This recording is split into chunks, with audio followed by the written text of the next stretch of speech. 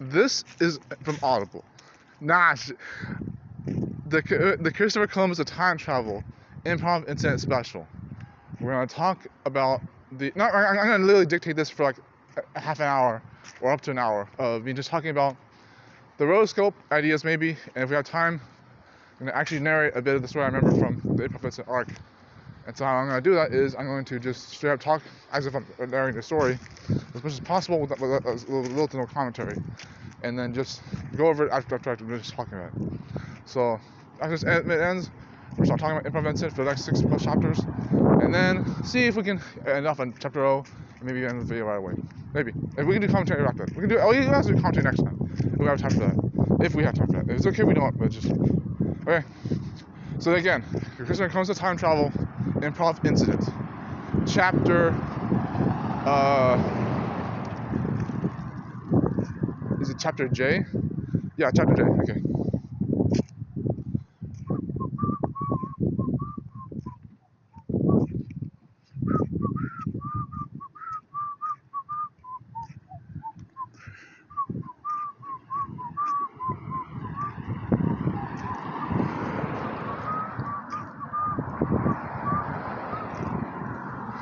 Imagine a scene that literally combines a restaurant and a theater.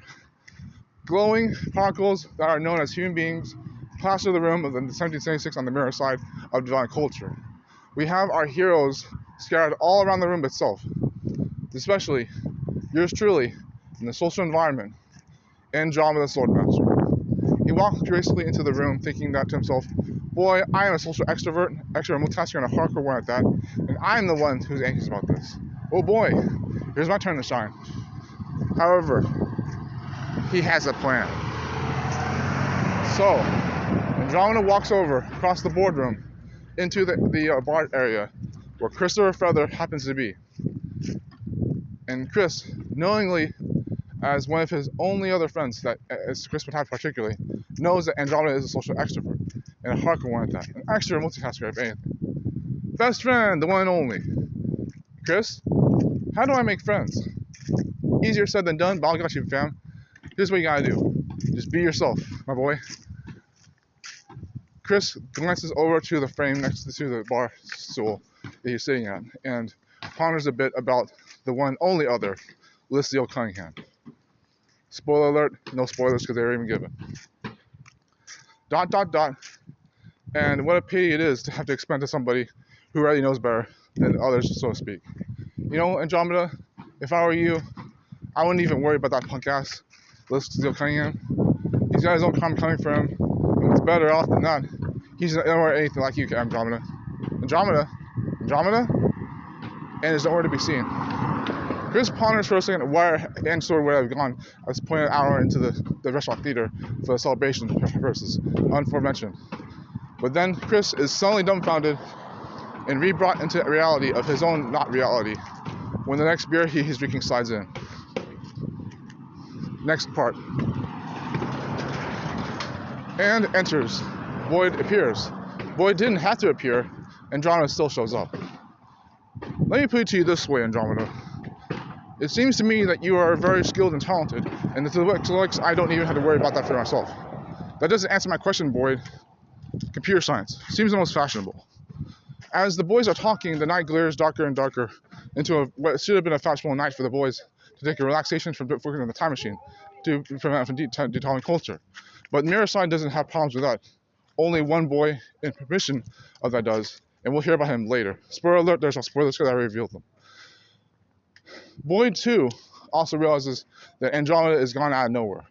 He, however, ponders a little further than Christopher, knowing that how Anne thinks, not only as a so-called extrovert, but even how he would behave in front of people who knows what his tragedy is, including Boyd. Boyd being closer to Anne than Chris is, unironically, and as knowing how Anne thinks about most things in his life, including his autism spectrum disorder and tragedy with the industries, he actually thinks about what Anne would be up to that would cause such a alarming strait of ways living in this part of the restaurant theater.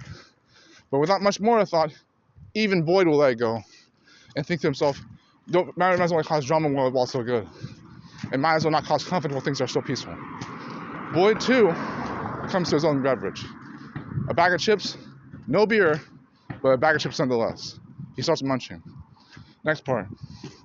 Oh, what a joy it is to be in the bathroom with your besties, or at least bestie, Lucille Cunningham. Nope, getting out of there. Getting out of there right now. Don't worry about him, he's a punk ass. Now I wash my hands right now. As Andromeda Swarmmaster peers around the bathroom walls and goes back into the restaurant theater, he thinks to himself, what kind of a ballsy move I'll take other than being the Ghostbuster at this point? This, however, is the risk of a different caliber. He socializes with many people at a time, talking to them, glamoring their attributes, pros and cons, socializing once more. And when the music starts to go into a enduring, somber jazz, and looks up to the hallway and into the ceiling of the restaurant theater with glaring sparkles in his eyes. After a moment of maybe 5 to 20 more minutes, he finally makes his final move before he ends his turn. Next part, before the chapter ends. A gloomy, mysterious shadow glistens with sparkling glows in the dark and makes its way into the piercing light, into a dark lit room. There are apparently glows that spherically oval-like glows that sparkle around the said object, seemingly. The glow disappears and the dark reigns once more, after no more than maybe a few noises and a burst. Then we see, in the hallway of the justice room, a revolver hovering around down the hallway, strictly, preparedly, professionally, and effectively hovering to the side of the hallway. It keeps going and going and going. And we see how this hovers past the dressing room, where none other than Partial Willed is still changing his hair. And a chapter J. Ah, ah, ah, ah. Ah.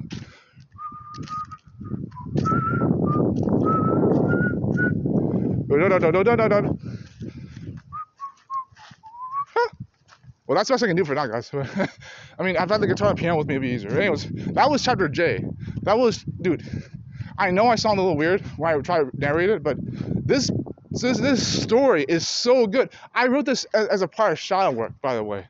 I wrote the first 15 chapters as part of shadow work, and there are some things I'm gonna have to omit, like the dialogue is just terrible, so I need to work on that. I show secrets about my personal life that I shouldn't be doing on the book, and there's some annoying parts, like the third person character needs to get out of there because he's a little annoying, but maybe I keep him, I'll see. And Andromeda is Swordmaster, he's so hard to understand, like even on purpose, but I shouldn't work on that.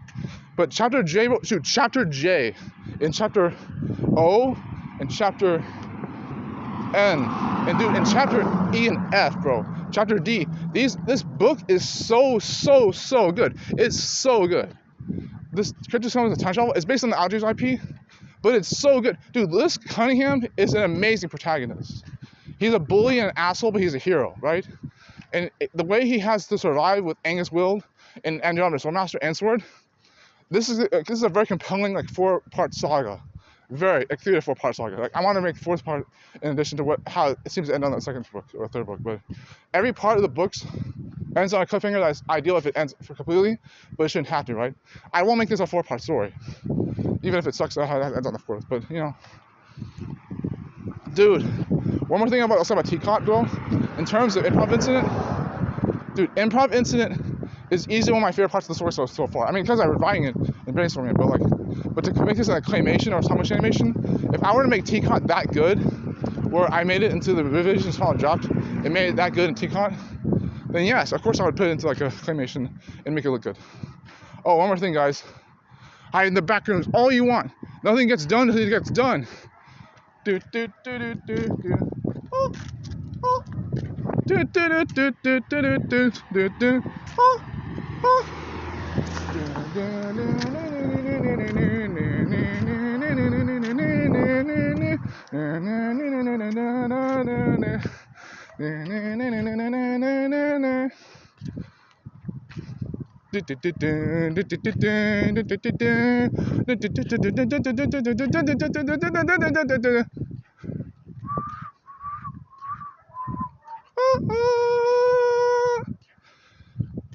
And.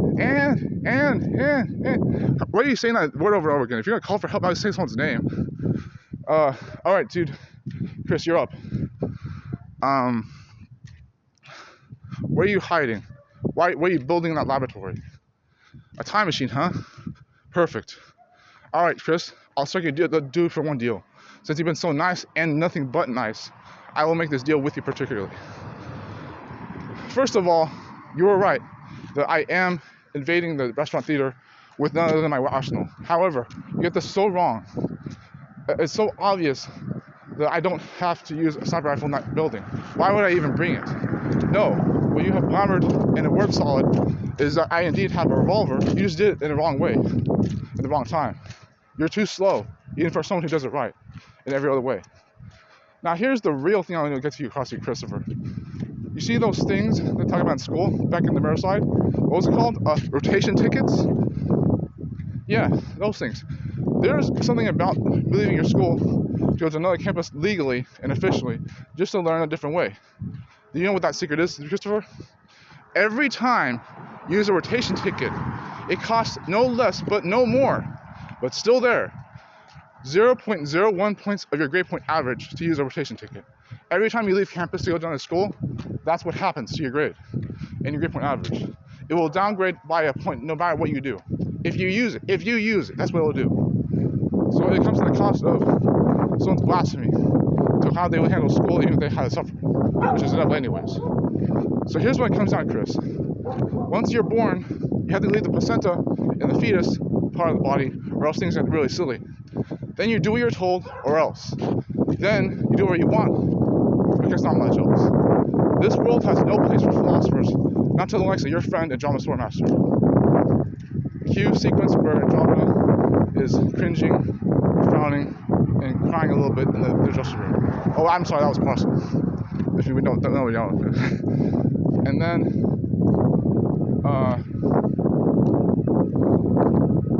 now, Chris, you are an amazing valedictorian at Elementary High School. The one that you go to, the official one, you're a great student there. You're a valedictorian, you have good grades, you follow the rules, you do what you're told. You're a perfect person for that, and for good reason. You follow these things right, and I promise you, you won't need any of these friends with you. Not Opal Stone, not Les Cunningham, not Boyd Cassidy, not Andrew Stewart. You only need Christopher Feather, and you know why. You know why, because there's no one coming to save you, not even from yourself. Boyd, one more question. Do these pants make me look fat? I think I was brawling with those Magic the Gathering and Dungeons and Dragons boards all around our house to measure for each piece I had in the room. Here's a note for self. I'm gonna get one piece for every orc I don't kill in the game for a board around the house. Loop-de-doo. Final action question, Boyd. What do you care about? It is unknown what has happened, and it is also unknown what has happened. At first, it looks like Parcel has to readjust himself, and it also appears that Parcel has to readjust himself. After a moment of 5 spaces in Dungeons and Dragons RPG style Fire Emblem, we have to move one character away from the other, and side by side, one leaves, and also one leaves. It does not take a genius to realize what will happen when one certain particular bully figure of the wisdom kind has to step in and make his own peace. It's not working. Liz, what are you doing behind me? You don't even have the key. Chris, I know this is going to be hard to believe, but I think I found a way to use martial arts magic to do very more accurate spells with items. I know that I've messed up before, but this is going to work, and I'll help you guys, okay? This shit, like Ganlisk, look, I know, that's what I'm doing, because we have no choice around this point. I have to make this right, not as an agent of World Industries, or as any mage would have for Angus and Parcel. We have to do this now, because we're running out of options. Boyd pitches in, still bleeding from the injuries of the last battle. His arm still cupped to himself, unironically. Christopher isn't concerned with your martial arts magic list. He isn't particularly pissed that you have chosen to do things this weirdly, since we have traveled in the mirror side. He isn't especially estranged to how you feel about Angus Wild and Jolly Culture yourself. What he is concerned with is that you have somehow warped your learning style. You have found a way to do the right thing the wrong way. And that is not saying that even we all get right. But Lisk, god damn it, dude, You had your chance, and you keep blowing it. And we know you're trying, but please listen. I knew I screwed up with you with the Mad Libs. Maybe I should have just abused you anyways. Like, it serves me right to not have to worry about martial arts and magic when I'm already trying to do it without the key anyways. You mean you don't have the key, Lisk? Then why are you trying to use the master spell? Because I have not learned how to use the spell at least once. You can only use the spell once? Yeah, I learned it from setting up the ability since leap year day. It took only that energy just to have one spell to unlock the handcuffs. You know why God thought of the Lisk? Chris, is because I'm saving it for Andromeda. Yes, you heard me. I'm saving it for Andromeda when he gets found over the cockroaches. There's no way, dude. He's way better off than you. Okay, you mean Andromeda or me? Good. Stay silent like the sheep, like actually the restaurant is being like right now. They just don't want to get in trouble, Lisk. Then they just have to rely on the cockroaches to help them anyways. Look, Lisk, I know you're scared, and I know you're hurt, but beseech my words. You're a great student in London Lunch High School just like the rest of us. You have good grades. You avoid valedictorian anyways, which I think is even more powerful than what I do with my lower curriculum education skills, and even curriculum anyways. Lisk, people admire you and love you for the reasons they admire and love Andromeda, but particularly with you, you get a lot of things right that even Andromeda doesn't get right. Even more than Kristen I don't get right. Even more than Cherry did ever get right. Because Cherry like cheerful, she cared about you too, dude, for reasons we couldn't even imagine ourselves. At this point, I am banking on either good luck or anticipation of the inevitable. Gotta say, dude, I feel neither with you. Took the words right out of my mouth, Cunningham. Then heed these words, Cascade. The next time Parcel's clones come in here, how do you think we're gonna kind of go into juvie? Depends on how it handles the rest of the day. I think I'm just gonna stop caring. Lisk jumps to his back when he realizes that a parcel called Parcel Clone is right behind him. The Parcel Clone speaks, so-called. Fairly interesting conversation, boys. Put these on and come with me. Next chapter. Lisk cannot believe it. His life is already over. Wow, you already got him, Parcel. You really do have those government skills for community. Yeah, it's the chink in the armor, the chink in the armor, the chink in the armor, chink in the armor. Alright, I'm gonna go get some more guys. But don't wait for me, Cookie. Rookie, I mean. Parcel World, huh? Good kid. You never should have taken his time machine and hacked it. Now he's gonna know something's wrong. But I guess you can't keep refilling ammo. That was getting terrible. You kept refilling the pistol ammo, bro? With a 7 gauge? Where do you even get that gun? Alright, guys. I'm gonna take Christopher first. Boyd, you hold the line. Duly noted. And for God's sakes, dude, stop wearing Toms, dude. Get actual good shoes, not the crazy crap ones you want on your feet for like, oh, God's sakes. I get one of the Olympics at this point. Again, duly noted. Hold the line. Can't say no to that face. This is the worst thing that's ever happened. World's gone crazy. Okay, come on, guys. I know this is a stressful situation, but stop with the damn cartoons anime memes, okay? This is not a video game. This is real life, even Mirror's life. You're driving me crazy with this. It takes me so long to get back and forth with just one person at a time, okay? This is worse than me going the rest of with Lisk. What's an anime?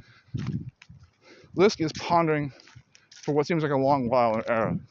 He keeps pondering and pondering and wondering what's going on, and it makes him drives me a little crazy, to be honest. Lisk is the first person to notice. Who else is the first person otherwise to get to the police van? While he's handcuffed, he notices that Christopher gets in. The clone-like masqueraded Parcel Wild, who was Andromeda's sword, covers his lips with one finger, the shush motion. But it's a kind, friendly one, loving to Lisk, as if he deserved that. Andromeda then closes the doors of the van and capriciously took to find Boyd. Lisk is very concerned now. He finds that this is to be very misleading, even for him, but he also knows that this is still a very good thing that's happening, but it's still driving me crazy and confusing. He ponders more and more how Anne can be getting away with this stuff, or even knowing how Anne is doing in the first place is crazy. Is Anne doing the right thing? Does Anne know things she doesn't know? What's happening? A loud crash is heard above, diagonal to the police van that Lisk is inside. A thud onto a trash can that he didn't hear anyways or notice, and even a bunch of crunch noises on the gravel, running towards the van onto the concrete and cement. Lisk terrifyingly shakes in the van, on his handcuffs in his seat in the police van, awaiting the inevitable and the most fearful he's ever in his life. Even that wise boy has. The policeman sword swing open, and lo and behold, it is indeed the real Parcel Will who throws Boyd in the van, for some reason, onto the seat, and his eyes are blazing while moving around. He then slowly, casually closes the police doors himself. I thought you didn't like music. Stop singing, I'll kick your ass. Okay, wait, what do you say, Parcel Will number 2? I'm not a clone, I'm the real dude, guy. Okay? Stop with this fancy stuff. Parcel Will, huh? Good kid anyways. Now Lisk is really losing it. He starts pondering really heavily the evolving culture, martial arts magic, Wild Industries, Angus Wild, Gates, Parcel Wild, and John Swordmaster. Cherry Light Cheerful. What could it be? What is causing all this to happen? What could it possibly be? He hears the worst. Twins, hands in the air. But what you really hear is, which one of you is a martial arts magician? Ding! Parcel is scared shitless. He hears that line. Andromeda hears the real line, but Parcel's the one who hears the other line. And it makes him completely psyched in the moment. He knows what's happening, and it still scares him. If you don't put your hands in the air right now, I will fire. Hey, don't copycat me. Martial magic man is handsome. Whatever. Okay. It's martial arts magic. Members are handsome. It's members are handsome magical, or members are magical handsome. And then he says, "Hey, don't copycat me." You knew. We all know what it says in the game manual for each player. Shut up! I don't understand what's going on. I just want to know how I'm against. Well, he'll help you start having my name. What's your name, Banana? They don't look down there, pervert. I don't understand. How could this be happening? You hacked the time machine twice to prevent me from going back and for getting the ammo. You did it before to get your friends over here. You're the reason that Lemon Lunch High School is doing well there in school, and none of our campuses is not even in Wild Industries is doing well. You're the reason that Wild Industries doesn't know what any other industry is doing. You're the reason that time travel can actually exist, even in forbidden time. It's you. You're test subject Axon Lizard. And you're a good friend. I'm gonna miss you, Parcel. I really won't. This is crazy. I had to stop you. I had to hit the Halloween giant gun. Parcel is teleported somehow above a building, two blocks away from the incident. He wakes up slowly with his eyelids opening and leaning against a railway on the building of the apartment. He sees Andromeda across the street, being carried by policemen to the police van, with a derpy, Ahago face, and his wounds being healed by none other than tech subject Axon Lizard natural healing abilities. Parcel gets very, very angry and starts running towards the group. None other than when the policemen are ready to arrive to the building themselves, they're about ready to go. So the rookie and the chief and the sheriff all arrive to the van until suddenly, oh my gosh, there's building up to 9 miles. Go, go, go, go, go, go. The van rushes to the street of the night and gets out of the building before the explosion is spread. Then Parcel aims one more time with a small machine gun, and right before he can even aim it properly, a group notices that he's going to teleport away. So he teleports away. Then before the next group from the rest of the theater notices he's going to teleport away, they also anticipate his teleportation. They go 5, 4, 3, and when Parcel finally teleports in the area, they grab his gun and aim it away from the van. Hey, let go of me, you freaks, or I'll get all of you with the same SMG. Hey, don't touch that time machine. This isn't over, Land Sword. This isn't over. You're not going to get away with this. None of your friends will. You hear me? You hear me? Andromeda Swordmaster! As his voice rolls away from the van moving in the highway. This so-called hero of ours jumps up to his feet and carries on to the last thing he has to do before the inevitable. Andromeda still just to look like Parcel with the yellow eye contacts and even the cargo pants and the shady look, wallows over with his own wounds, that were healed by the way, to Christopher. He punches his ball sacks but uncomedically to heal Christopher's wounds. Huh? What is this? Cliff says as he raises from consciousness. He then wallows over to Boyd with his balls punched into ready and cracks open his own spine and arms and legs to heal Boyd's bleeding wounds so he can go to the Olympics again.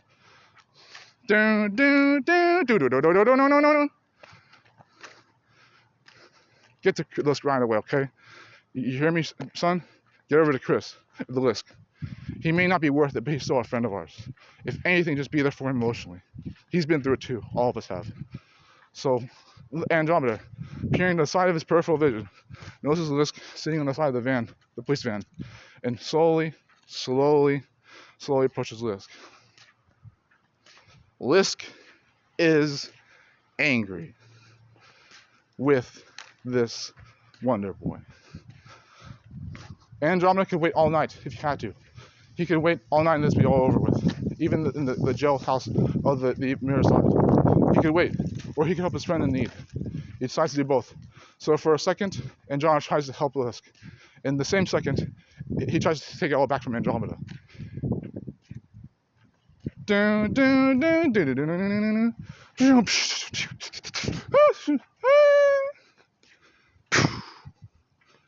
You knew.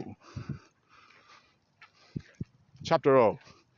Inside the van is the longest night to ever be witnessed. The quiz of doom.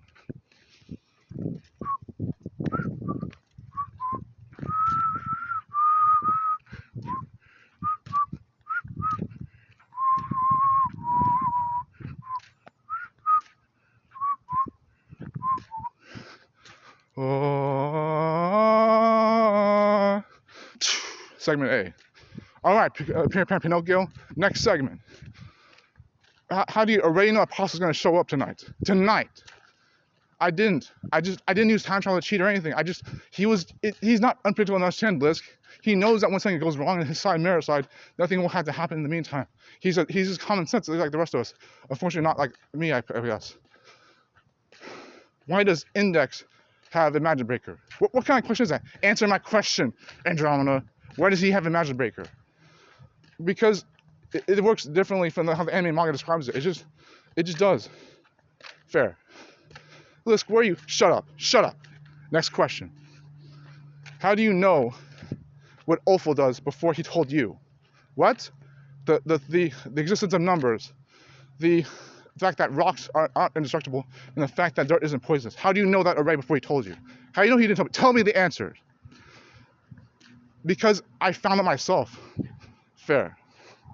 Now, Christopher and Boyd are looking from the other side of the van to handcuff themselves with a bit of astonishment, and they will let Lisk have this one if he proves himself. Lisk is a wise bully for a reason. He's not necessarily evil or even unfair, but he is an asshole, mind you. So they let Lisk have this for a while. However, he comes to one question that changes the whole course of the integrity that Andromeda has for his own guilt and shame. Okay, Andromeda. Here's a question that I think you will answer. What is the invention that X's Y's makes, and why is it important to Angus? No. Don't make me answer that question. Andromeda, there is no time. Tell me. Okay, but I want you to word yourself first and see if you can understand it better. Fair. Deal. Ask me the same question, Lisk. What makes time travel possible when this invention is made? A flashback is cued between Angus and Parcel World. So, Parcel, when these inventions are made, the twin chemical compounds for upgrading and downgrading, one chemical liquid upgrades the quality of any object it touches, the other downgrades the quality of any object it touches. The problem is that the upgrade qualities don't necessarily change anything in time, not even when it's impossible to change in time travel, but because time travel can happen, the downgrade qualities will pass through time, at least just for existing, so that it causes a ripple effect in time itself to allow it to change. One of the most dramatic ways this happens is that people will use the invention in the future for a random, mysterious, chaotic reason and find that time travel actually exists and realize what devolved culture is doing. Then they'll get suspicious and cause other things in the vibration of time to rehearse itself until time travel exists all through time, even even for its future. Is this true, Andromeda? Answer nods, and Parcel World's look. Christopher's look. Kate glances over to Boyd, and Boyd looks down at the police van floor. Real shit. Andrew just happens to know what most people would even kill for beyond the scope of technical concerns of time travel, let alone algebras. After a while, questioning Anne further and getting to the point of asking two questions in particular, they slow to do it ease. Are you enjoying this, Anne? Yes. Why? Because I get to be with you. You don't deserve you don't deserve. You know what you need? You need to die. Ah! Lisk throws Andromeda outside the police van doors. Unbeknownst to them, the doors were unlocked for some reason, because Boyd had been trying to hijack it from using Christopher's pen to unlock his handcuffs, and then trying to open the door with the crowbar. Using the crowbar, the police van doors to open Christopher's handcuffs because he broke the pen. But because the doors were open, and would just slide through after this through him, and land onto the highway road, still handcuffed, broken and from ruins. He tried to use a sort of agile ability to heal from his offense. And then Lisk would menace at the fact of Andromeda falling on the highway, nearly hitting cars on the way down, and across the high-speed distance. Lisk would turn around, briefly closing the doors, and be met by Christopher's fists into an uppercut. Christopher, stop! Stop! Don't turn him any further. I got this case. But only after Lloyd would readjust himself, noticing that his friend Andromeda Swordmaster is gone for good. And that hurts even more than Opal Stone getting hurt for good. He takes a moment to readjust himself. His psyche, his panic attacks as a stoic, utopian human being, so-called, and readjusts himself to the moment. He then turns to Lisk, slowly walling over to him while he's on his ass. I'm going to ask you 2 good questions amid your stupid, word-solid quiz of doom. How many friends does Andromeda have? How many hobbies does he have? Lisk answers honestly to those questions. Don't you see? He's my baby. He's just a baby. He was just a baby. He's a baby. And you took that away from me. You coin. You freak. You coward. You imbecile. You... And then Boyd just turns away, not allowing himself to cry the one way he would do as a stoic utopian, so-called. You're still coming with us. Chris ponders to Boyd and Lisk. Why him? Because as of this point in time, Lisk Cunningham is dead to me. So he's the easiest one to keep.